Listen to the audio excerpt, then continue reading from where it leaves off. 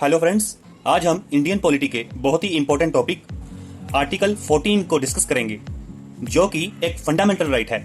Article 14 right to equality का part है और ये हमारा फंडामेंटल राइट है। पिछली वीडियो में हमने देखा था कि हमारा कॉन्स्टिट्यूशन हमें 6 फंडामेंटल राइट देता है। इन 6 फंडामेंटल राइट्स में से ये जो राइट टू इक्वालिटी है, ये हमें प्रीएम्बल में भी देखने को मिलता है। प्रीएम्बल में लिखा है कि हम अपने सिटीजन्स को equality of status and opportunity देंगे। तो ये जो राइट टू इक्वालिटी है, ये हमें कॉन्स्टिट्यूशन के 5 आर्टिकल्स में से देखने को मिलता है। ये 5 आर्टिकल्स हैं, आर्टिकल 14, आर्टिकल 15, आर्टिकल 16, 17 और 18। और आज हम आर्टिकल 14 के बारे में पढ़ेंगे। सबसे पहले हमें ये समझ लेना चाहिए कि आर्टिकल 14 के थ्रू हमारे कॉन्स्टिट्यूशन मेकर एक्चुअली में अचीव क्या करना चाहते थे, या कहें आर्टिकल 14 के पीछे मोटिव क्या है। ये समझने के लिए आप जरा अपने आसपास के लोगों की तरफ देखिए। क्या सभी लोग आपको एक जैसे दिख रहे हैं? क्या सभी लोग एक समान हैं? क्या इनमें कोई भी फर्क नहीं है? आप जब अपने आसपास देखते हो तो आपको अलग अलग तरह के लोग दिखते हैं। कोई अमीर है तो कोई गरीब है, कोई काला है तो कोई गोरा है, कोई हिंदू है कोई मुसलमान है, और कोई हिंदी बोलता है और कोई पंजाबी। ऐसे में हमारे कॉन्स्टिट्यूशन मेकर्स ने आर्टिकल 14 के थ्रू यही प्रयास किया है कि चाहे लोग एक दूसरे से कितने ही अलग हों, कितने ही भिन्न हों, फिर भी सबको बराबरी का न्याय मिलना चाहिए, सबको इंसाफ मिलेगा। तो ये तो था मोटिव, और इस मोटिव को अचीव करने के लिए हमारे कॉन्स्टिट्यूशन मेकर्स ने हमें आर्टिकल 14 के थ्रू 2 कंसेप्ट दिए हैं। पहला कंसेप्ट है इक्वालिटी बिफोर लॉ और दूसरा कंसेप्ट है equal protection of law. Equality before law ये एक ब्रिटिश कंसेप्ट है और इक्वल प्रोटेक्शन ऑफ लॉ को हमने अमेरिकन कॉन्स्टिट्यूशन से बोरो किया है। सबसे पहले इक्वालिटी बिफोर लॉ को समझते हैं। आपने हिंदी मूवीज में कई बार कोर्ट्स में एक स्टैचू को देखा होगा, जिसके हाथ में एक तराजू होता है और आंख पर पट्टी बंधी होती है, जिसे इंसाफ की देवी या फिर लेडी जस्टिस भी कहा जाता है। इनके हाथ में ये जो तराजू है, ये सिंबलाइज ये करता है कि इंसाफ जो है वो एविडेंस के बेस पर काम करता है, और इनके आंखों पर बंधी पट्टी ये सिंबलाइज करती है कि कानून कभी भी ये नहीं देखता कि उसके सामने खड़ा हुआ इंसान गरीब है या अमीर है, पावरफुल है या पावरलेस है, गोरा है या काला है, प्राइम मिनिस्टर है या फिर रिक्शा चलाने वाला है। इससे हमें ये बात समझ में आती है कि कानून की नजर में तो सब बराबर है और लॉ हमको इक्वली ट्रीट करता है। बट क्या अनइक्वल लोगों को इक्वल ट्रीटमेंट देना ठीक है? मान लीजिए 2 लोग हैं, एक इंसान महीने का सिर्फ 4,000 रुपए कमाता है और दूसरा इंसान महीने का 4 लाख रुपए कमाता है, और इन दोनों ने सेम क्राइम किया है और जज ने इन दोनों पर सेम जुर्माना लगाया है। जुर्माना है 1 लाख रुपए का।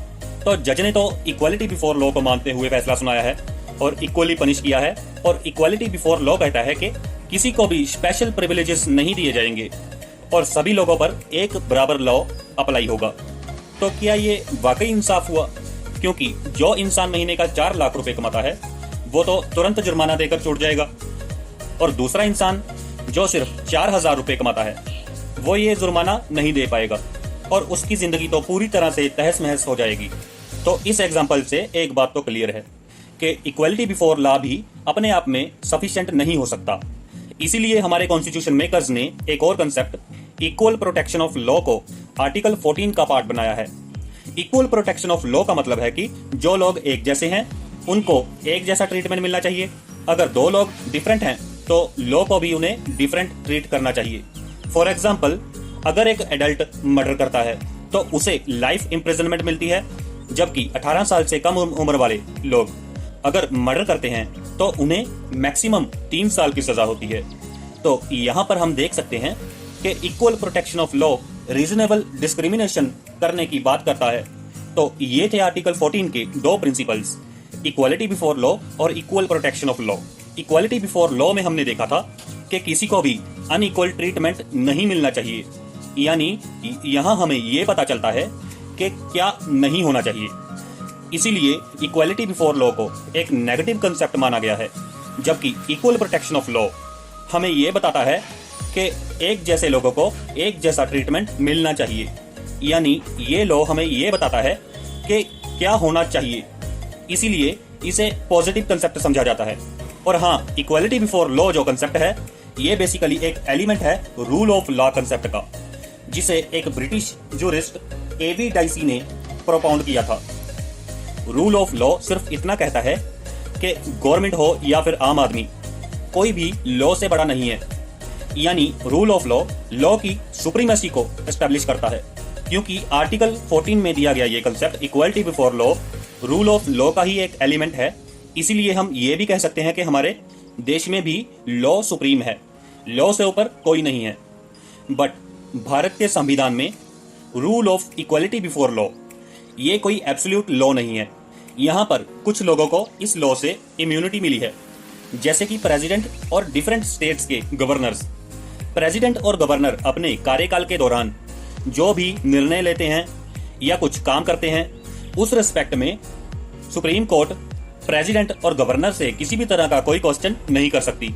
इसके अलावा प्रेसिडेंट और गवर्नर के खिलाफ सुप्रीम कोर्ट किसी भी तरह की सिविल या क्रिमिनल प्रोसीडिंग्स नहीं कर सकती। और हाँ, प्रेसिडेंट और गवर्नर को उनके टेन्योर के दौरान गिरफ्तार भी नहीं किया जा सकता। तो ये तो कुछ इम्यूनिटीज थी जो कि प्रेसिडेंट और गवर्नर्स को मिलती हैं।